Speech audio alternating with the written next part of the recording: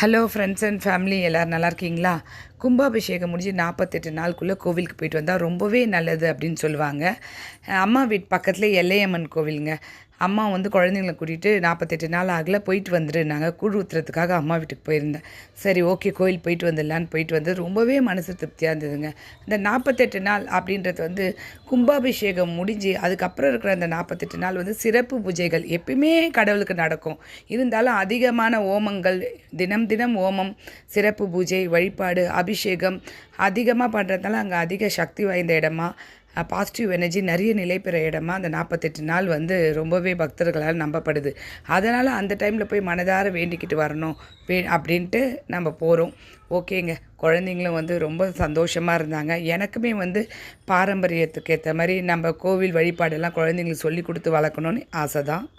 அன்றைக்கி நான் போனது சனிக்கிழமை தாங்க. இருந்தாலும் அவ்வளோ பிரசாதம் வெரைட்டி கொடுத்துருந்தாங்க. இந்த மாதிரி அபிஷேகம்லாம் முடித்து புதுசாக ஒரு டப்பாவில் வெத்தலை பாக்கு பழம் வச்சு கொடுத்துருந்தாங்க. சாமி கும்பிட்டு நிறைவாக வீட்டுக்கு வரும்போது அம்மா கூழ் காய்ச்சி வச்சுருந்தாங்க.